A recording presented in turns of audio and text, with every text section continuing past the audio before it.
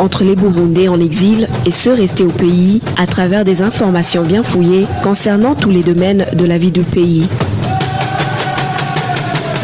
Le magazine Humura Burundi est diffusé sur le web via le site de la RPA www.rpa.bi.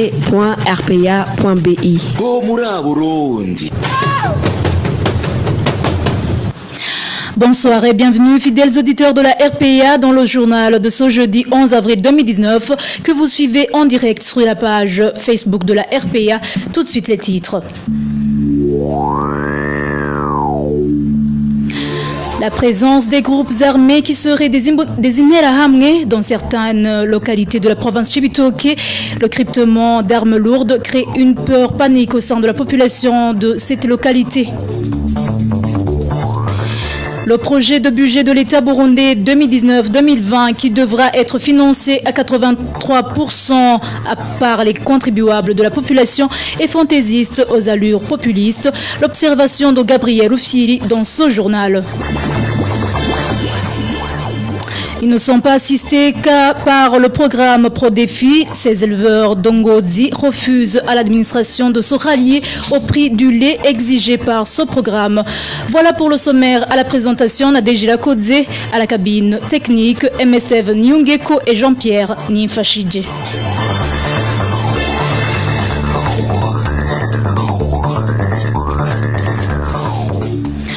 Bonsoir, ouvrons ce journal par la page sécurité. La peur panique s'affiche au sein de la population de certaines communes de la province Chibitoke, frontalière avec le Rwanda. Cette peur est liée au mouvement de va-et-vient des groupes armés soupçonnés d'être désignés la Hamni. La semaine dernière, il y a eu paralysie de certaines activités dans certaines écoles suite au mouvement de ces groupes qui se replient au Burundi après avoir été repoussés par les troupes rwandaises. Le point avec Emmanuel Nyungeko. Le va-et-vient des individus qui parlent Kinyarwanda, qui proviendraient de la République démocratique du Congo, se font remarquer sur certaines collines de la zone Rubona, en commune Mugina et Ruhororo. Nous sommes là dans la province Chibitoke. Ces groupes sont composés en général de jeunes. Ces mouvements s'observent dans ces localités depuis le 3 avril dernier. Ces groupes armés essaient d'entrer sur le territoire rwandais en passant par la réserve naturelle de Nyungwe et se replient ensuite vers le Burundi aux écoles fondamentales de Nyamihana et Ngoma en zone Rubona de la commune Mugina ainsi qu'à l'école fondamentale de Miremera en zone Ruhororo de la commune. Le lendemain, ces autres jeunes gens sont venus en courant. Ils provenaient de cette même forêt de Nyungwe. Ils ont été accueillis par l'armée burundaise. Pour le moment, les populations de ces localités ont peur à cause de ces individus qui perturbent la sécurité au Rwanda pour se replier ensuite vers le Burundi. Depuis la présence de ces groupes armés dans ces localités de la province Chibitoke, la population affirme qu'elle entend des cryptements d'armes lourdes. Toujours en parle sécurité, un nouveau mouvement armé s'est officiellement mis en évidence plutôt ce jeudi 11 avril. Le Front révolutionnaire burundais, FRB en sigle, déclare qu'il est auteur des attaques sur les positions des policiers et des Imbonerakure ces derniers jours à Bujumbura rural et à Bubanza. Qu'est-ce qui distingue le FRB des autres mouvements armés? C'est la première question que la rédaction de la RPA a posée au colonel Emmanuel Manario, qui affirme être le chef de l'état-major du mouvement. Je crois que le fait qu'il y a beaucoup de mouvements armés est un avantage. Les uns pourraient opérer au nord, les autres au sud, à l'est et à l'ouest, et comme ça on pourra vite nous débarrasser du pouvoir dictatorial de Pierre Nkurunziza.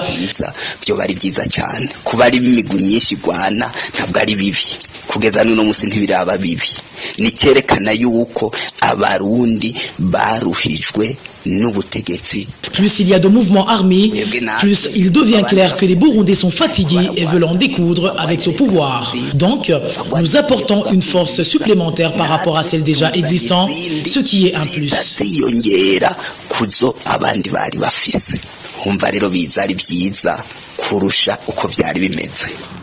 Le colonel Emmanuel Manario explique également pourquoi ils ont choisi de prendre les armes au lieu de privilégier le dialogue.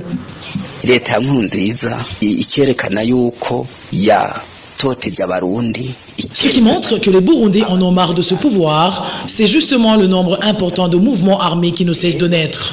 Nos portes sont grandes ouvertes, que ce soit pour ces mouvements armés ou tout Burundais lambda qui est engagé dans notre combat de chasser Nkurunziza du pouvoir. L'union fait la force. Nous avons opté pour les armes parce que nous avons constaté que Nkurunziza ne veut pas entendre parler des négociations. Comme vous l'avez suivi, malgré les initiatives de la sous-région et de la communauté internationale, le gouvernement du Burundi a toujours fait la sourde oreille et a continué à refuser de s'asseoir autour d'une table pour négocier avec ses opposants. Donc, il ne nous reste plus que cette voie pour en finir avec ce pouvoir qui veut contraindre une partie de Burundais à rester éternellement en exil, comme si le Burundi n'appartenait qu'à une poignée de gens.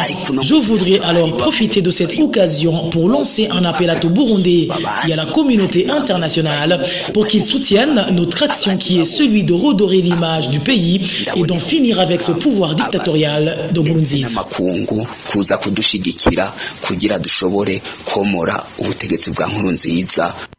C'était le chef d'état-major du nouveau mouvement armé FRB. En page politique, le Burundi doit être reconstruit depuis la base pour que son peuple retrouve la paix. Propos des Burundais de la diaspora réunis au sein d'un nouveau mouvement appelé Mouvement d'action patriotique, MAP Burundi Buhire en sigle. Emery Igiraneza, président de ce mouvement, indique que leur travail de refondation du Burundi reposera sur les idées des différentes couches de la population. Suivez.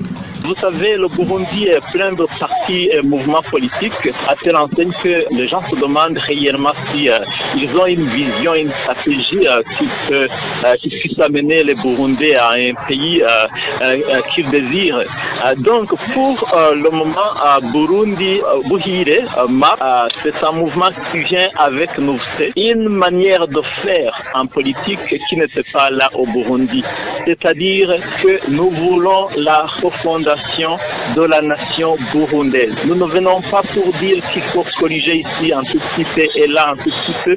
Nous voulons dire que nous sommes conscients qu'il faut vraiment donner l'espoir aux Burundais. Il faut commencer à zéro. Car le système n'y est plus. Le Burundi est sous le joug de dictature. Et maintenant, les membres de MAP Burundi Buhire ont jugé bon de refonder cette nation-là. Alors, la nouveauté, c'est cette idée même de la refondation de la nation burundaise que personne ne disait dans la politique du Burundi, car la plupart des politiciens que nous avons croient qu'il y a moyen de faire la politique et d'avancer lentement. Mais pour nous, c'est urgent et c'est la refondation. Emery Igiraneza ajoute que prochainement, ils expliqueront aux Burundais les stratégies à utiliser pour se débarrasser du pouvoir du président Pierre Nkurunziza. Le Burundi se demande exactement quelle sera la stratégie pour imposer au régime dictateur de Bujumbura de quitter le pouvoir ou bien d'accepter et de négocier. Pour nous, nous sommes conscients qu'en politique, tout moyen qui est accepté par la loi donc soit utilisé pour libérer un peuple en péril. Mais je vais vous dire que pour cette question-là, très spécifiquement, nous aurons du temps parce que c'est dans notre stratégie d'expliquer aux Burundais sur chaque question pertinente dans la politique du Burundi. Nous aurons du temps pour donner notre position et expliquer comment nous allons faire. Donc cette question aussi est parmi les questions d'entrée. Nous aurons à nous donner au peuple burundais notre position et aussi notre stratégie par rapport à cela. Lors de l'Assemblée constituante de son mouvement, le dimanche dernier, Emery Igiraneza a été élu président. André Nikwigidze, son vice-président, et professeur Libera Nibashirakandi a été élu porte-parole du mouvement. Dans un instant, la page économie. En page économie, le projet de budget général de l'État burundais, exercice 2019-2020, est un projet fantaisiste et de propagande politique. Tels sont les propos du président de l'OLUCOM. Gabriel Rufyiri explique que le taux d'indépendance budgétaire estimé à plus de 93%, 83% est plutôt impossible dans un pays où le seuil de pauvreté atteint plus de 72%. de la population. Suivez plutôt Gabriel Oussili, président de l'OLUCOM. L'OLUCOM vient de publier un communiqué dans le cadre du projet de budget général de l'État. Un projet de budget, malheureusement, qui ne reflète pas la réalité du pays. Le gouvernement du Burundi, à travers son conseil des ministres, n'hésite pas à dire que le Burundi a atteint un taux de 83,6% d'indépendance budgétaire. Or, l'ICBU, l'Institut public des statistiques, vient de publier un rapport dans lequel il mentionne que petits Burundais sur 10 croupissent dans une misère sane, c'est-à-dire vivent en dessous du seuil de la pauvreté. Quant à la Banque mondiale, le Fonds monétaire international FMI, la Banque africaine de développement BAD, ces trois institutions convergent sur les chiffres.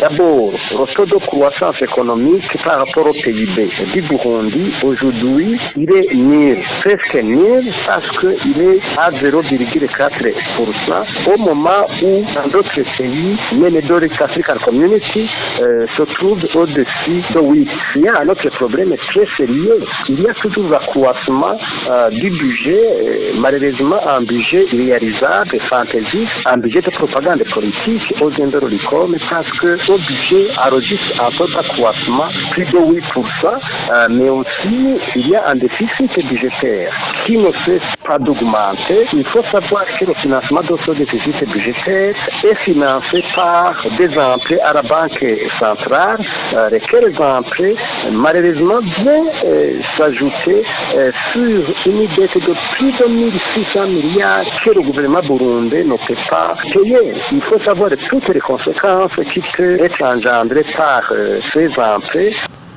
L'OLUCOM recommande au gouvernement du Burundi de revoir à la hausse le montant des fonds de la MISOM et de la MINUSCA inscrits dans les budgets de l'État et qu'il soit porté à plus de 40 milliards de francs burundais par an.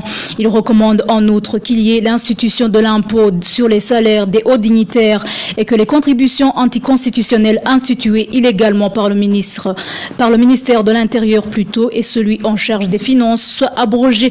Suivez encore une fois Gabriel Oussili, le président de l'OLUCOM. Aujourd'hui, le Burundi, vous le savez, c'est un pays qui ne peut pas contracter une dette à l'extérieur. Donc, nous voyons que ce budget est un budget réaliste. C'est pour cette raison que nous avons formulé pas mal de recommandations. Premièrement, nous avons demandé qu'il y ait d'abord un budget d'austérité budgétaire qui met en avant d'abord les secteurs porteurs de croissance pour qu'il y ait un accroissement du taux de croissance budgétaire et économique.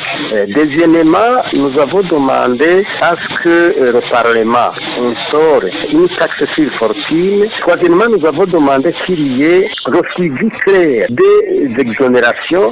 Comme vous le savez, plus de 70% du budget vont directement dans les marchés publics. Lesquels marchés publics sont donnés aux fidèles du parti CNDD-FDD. À leur retour, donc, ces marchés sont surfacturés, des fournitures effectives, etc.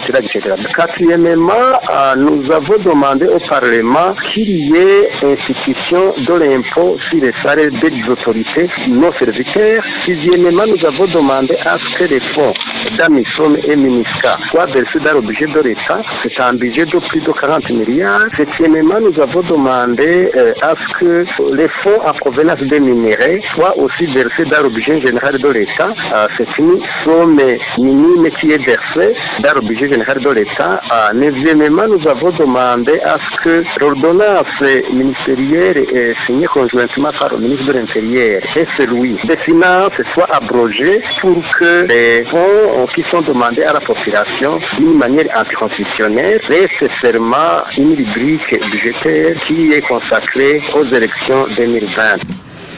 Parlons à présent gouvernance. Les habitants et les responsables du CNDD-FDD sur la colline Vumbi, commune Utihinda en province Muyinga, ne se mettent pas d'accord sur l'organisation de la nouvelle élection du représentant de l'ONG Impunity Watch.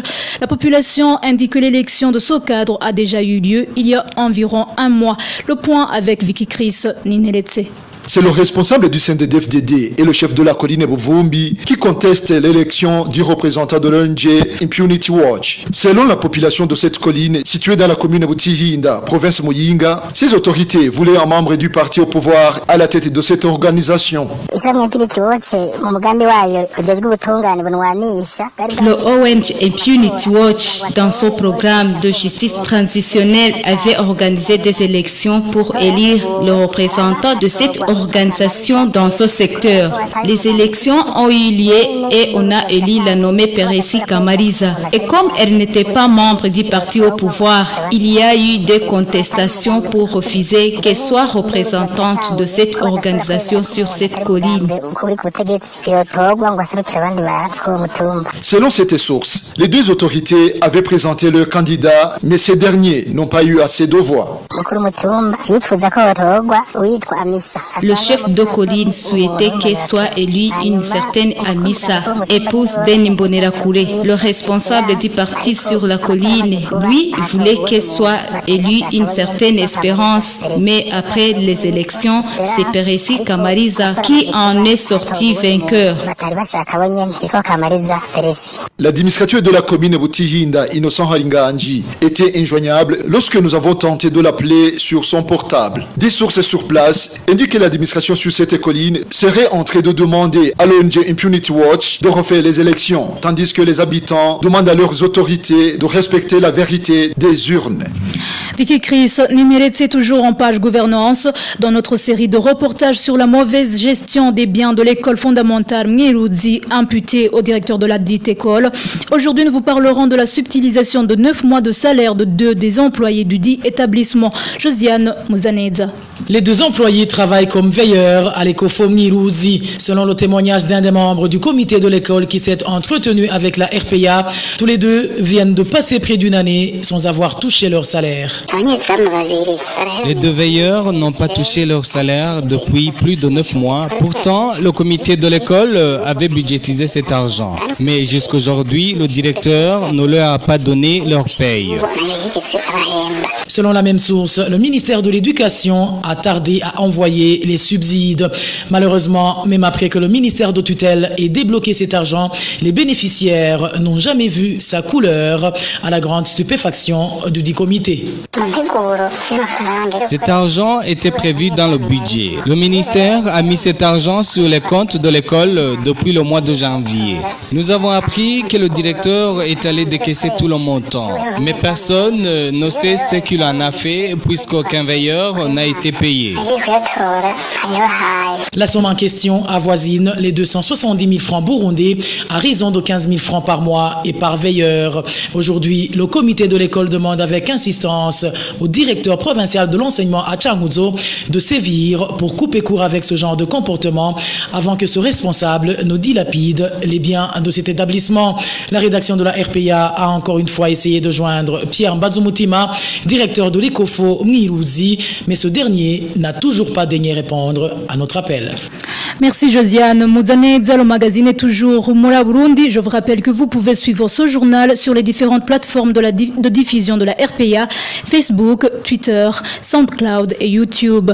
Dernier dossier de ce magazine avec la page Société. Les éleveurs de la province Ngozi dénoncent l'attitude du programme. Les éleveurs de la province Ngozi hors programme Pro-Défi s'insurgent contre l'attitude de l'administration. Cette dernière leur exige de vendre le lait de vache à un prix fixé par le programme Pro-Défi. Pourtant, Pro-Défi n'offre aucune assistance à ses éleveurs. Jean-Pierre Nimfachidji. Les éleveurs de vaches d'Ogashikanwa, Ngozi et Ruhororo de la province Ngozi indiquent qu'ils sont forcés par les employés de les communes de vendre le lait au comptoir laitier du programme Pro-Défi. Ces éleveurs précisent qu'un litre de lait est acheté par le Pro-Défi à 600 francs burundais, tandis qu'ailleurs, les éleveurs reçoivent 800 francs burundais. C'est inacceptable que le Pro-Défi nous exige quoi que ce soit alors qu'il n'a rien fait pour aider le citoyen depuis l'achat de la vache, la construction de l'étable, jusqu'à la prise en charge en nourriture et en soins médicaux. Tu ne peux pas faire toutes ces dépenses sans aucune aide du Pro-Défi et de la direction provinciale de l'agriculture et de l'élevage pour que l'on vienne t'ordonner par la suite ensuite de vendre le lait au Prodéfi et surtout à un prix qu'ils ont déjà fixé. Ces éleveurs demandent aux autorités administratives de suspendre ces ordres donnés par les responsables du Prodéfi à l'endroit des éleveurs. Nous demandons à l'administrateur de suspendre cette mesure du Prodéfi pour que ce dernier fasse appliquer la mesure uniquement aux personnes auxquelles il a octroyé des vaches. Parce que c'est de nos propres moyens que nous avons acheté nos vaches au marché et que nous les nourrissons sans avoir aucune assistance. Qu'ils cessent de nous courir après. La rédaction de la RPA n'a pas pu joindre les responsables du programme de développement de filières dans la province d'Ngozi. Rajab Songambele, l'administrateur de la commune Ngozi où le Prodéfi opère, nous a répondu qu'il ne pouvait pas s'exprimer sur les ondes de la RPA. Merci Jean-Pierre Nimfachidje. Et voilà, chers auditeurs, c'est la fin de ce journal de ce jeudi 11 avril 2019. Merci pour votre aimable écoute. Merci à la rédaction. Merci aussi à M. Steven Yungeko pour sa bonne collaboration technique et à Jean-Pierre Nimfachidje qui en assurait la prise d'image. À la présentation, vous étiez avec Nadège Lakodze. Bonne soirée chez vous.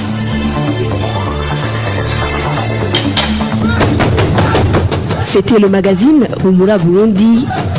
Un magazine campant pour relier les Burundais en exil et c'est toujours au pays à travers une information de qualité.